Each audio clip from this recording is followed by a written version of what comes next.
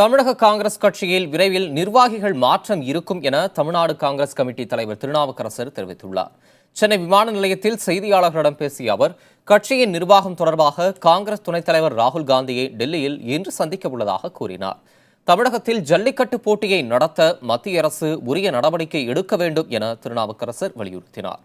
முதலமைச்சராக பன்னீர்செல்வம் இருக்கும்போது தமிழக அமைச்சர்களே வேறு ஒருவர் முதலமைச்சராக வேண்டும் என்று கூறுவது நாகரிகம் அல்ல என்று அவர் கூறினார். வச்சுக்கிறது மாற்றுவது அந்த கட்சியுடைய விருப்பம். கட்சியில் இருக்கக்கூடிய பெரும்பான்மை எம்எல்ஏக்கள் எடுக்க வேண்டிய முடிவு. அதற்குள்ள இருக்கிற மந்திரிகள் அமைச்சர்கள் முறையில் கூட்டு பொறுப்பு இருக்கு.